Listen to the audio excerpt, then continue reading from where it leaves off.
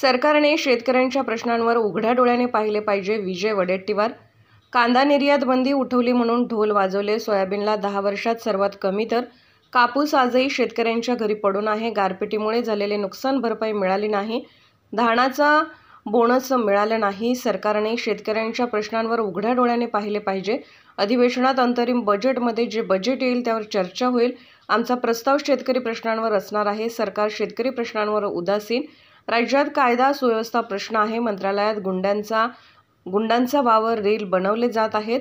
सरकारचा गुंडांवर धाक राहिलेला नाही. भ्रष्टाचाराने कळस गाठला आहे. अनेक टेंडर कॉस्ट वाढवून दिले जात आहे. धारावीमधून झोपडी न काढता 3000 कोटींचा TDR देण्यात आला. NMRDAची जागा अदानीला दिली. त्यातून अदानीला मोठा फायदा होईल. अधिवेशनात अनेक सुरस कथा आम्ही मांडू. त्यांचा प्रश्न कापूस आणि सोयाबीनला भाव नाही शेतकरी त्रस्त आहे.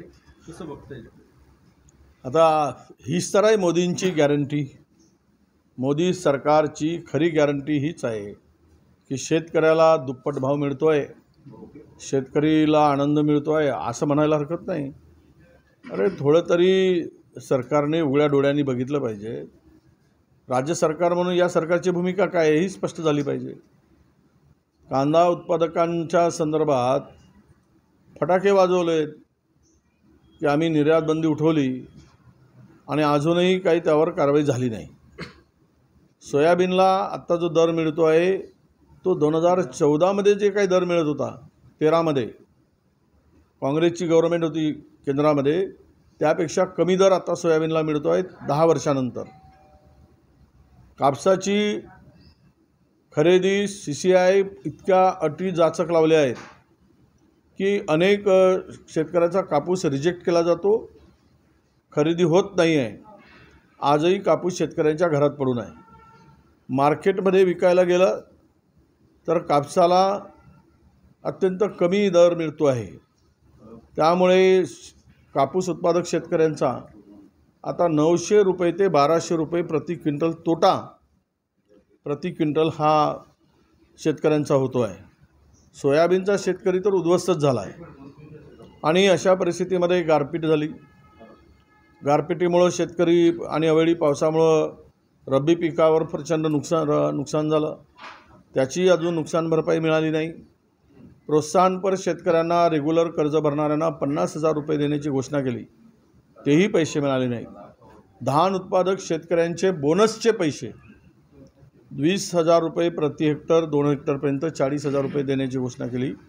त्यातला फुटी कवडीसुद्धा या सरकारने अद्यापर्यंत शेतकऱ्यांना दिलेलं नाही. दुसरं पीक रब्बीचं शेतकऱ्यांचं धानाचं पीक सुरू झालं, त्याला कशाही प्रकारची मदत मिळाली नाही.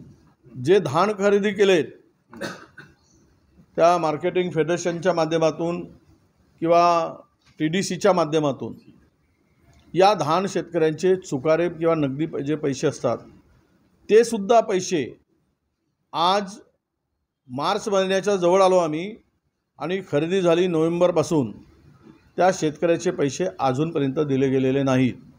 म्हणजे शेतकऱ्यांच्या स्वतःच्या हक्काचे पैसेसुद्धा देण्यासाठी या सरकारच्या तिजोरीत पैसे नाही आणि शेतकऱ्याकडे असा हा बघण्याचा यांचा दृष्टिकोन आहे. त्यामुळे महाराष्ट्र हे देशातील सर्वाधिक शेतकऱ्यांच्या आत्महत्या करणारं राज्य म्हणून आता या महाराष्ट्राची ओळख या नालायक राज्यकर्त्यांनी करून ठेवली आहे. यासाठी मला एवढंच म्हणायचं की हे अधिवेशनामध्ये जरी अंतरिम बजेटचे अधिवेशन असलं तरी हे 5 दिवस अधिवेशन चालणार आहे. या 5 दिवसाच्या अधिवेशनामध्ये जे बजेट येईल त्यावर चर्चा होणार आहे. सत्ताधारी आणि विरोधक यांचे प्रस्ताव असणार. आम्ही तर आमचा प्रस्ताव शेतकऱ्यांना केंद्रित करूनच ठरवून देणार आहोत. एक पहिल्यांदा सांगायची गरज नाही, पण आमचा फोकस असणार आहे. परंतु माझी सरकारला विनंती आहे की तुम्ही हे शेतकऱ्याचे देणे असलेले ते द्या आणि CCIचे केंद्रांमध्ये जे जाचक अटी लावलेल्या आहेत त्या अटीमुळं शेतकऱ्याचा कापूस CCI घेत नाही, केंद्रावर खरेदी होत नाही, ते कमी करा आणि नव्यानं अधिकचे केंद्र घोषित केले आहेत. उपमुख्यमंत्री देवेंद्रजींनी आम्ही अधिकचे सेंटर वाढवू म्हटलं आहे, पण एकही सेंटर अद्याप वाढलेला नाही. आणि या संदर्भात दोनही उपमुख्यमंत्र्यांनी मुख्यमंत्र्यांनी लक्ष देण्याची गरज आहे, नाहीतर शेतकरी यांना माफ करणार नाही. आज शेतकऱ्यांच्याकडे यांची उदासीनता का, हा खरा प्रश्न आता राज्यातील शेतकरी विचारतो आहे. यामध्ये अनेक विषय आहेत, ते विषय या अधिवेशनामध्ये घेतले जाणार आहेत. शेतकऱ्यांच्या आत्महत्या आहेत, कायदा सुव्यवस्थेचा विषय आहे. कायदा सुव्यवस्था म्हणजे दररोज खून खुलेआम सुरू आहे, बलात्कार खुलेआमचा, कोणावरही कारवाई होत नाही, वाचवल्या जात आहे आरोपींना. आणि सरसकट गुंडांचे, क्रिमिनलचे वावर मंत्रालयात, सरकारच्या शासकीय मंत्रालयात, मंत्र्यांच्याकडे, मुख्यमंत्र्यांच्याकडे फोटो काढणं, DP काढणं, DP ठेवणं, रील बनवणं, हे सगळं काम खुलेआम सुरू आहे. त्यासाठी म्हणजे सरकारचा धाकच आता गुंडावर राहिला नाही. कायदा सुव्यवस्था खड्ड्यात घातली गेली. महाराष्ट्राची होती नव्हती इब्रत सवाट्यावर आणण्याचं काम या सगळ्या परिस्थितीमध्ये झालेलं आहे. आणि म्हणून हेही विषय अत्यंत महत्त्वाचे आहेत. आणि भ्रष्टाचाराने तर कळस घातला आहे या राज्यामध्ये. खुलेआम टेंडर काढले जात आहेत आणि टेंडर काढत असताना JR काढून डायरेक्ट काम दिलं जात आहे. मर्जीतील कंत्राटदारांना काम देण्यासाठी तशा प्रकारची सोय केली गेली आहे. अनेक टेंडर कास्ट वाढवून 4-4 पट काही टेंडरची कास्ट वाढवली, ते पण आम्ही सभागृहात मांडू. जमिनी विकल्या जात आहेत. अदानीला जमिनी गहाण म्हणजे संपूर्ण महाराष्ट्रात आता विकण्याची तयारी सुरू झालेली आहे.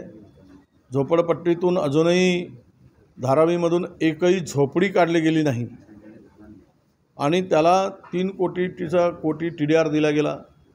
आता या 3 कोटी TDRमधूनच ते पैसे उभे करणार, तेच पैसे पुनर्वसनासाठी वापरणार.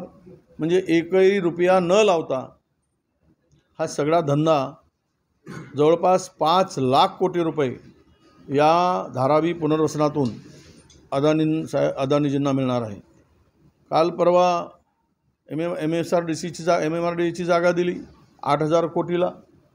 ती सुद्धा अदानीला दिली. त्या जागेतून सुद्धा 1 लाख कोटी रुपये अदानींचा फायदा होणार आहे. हे सगळे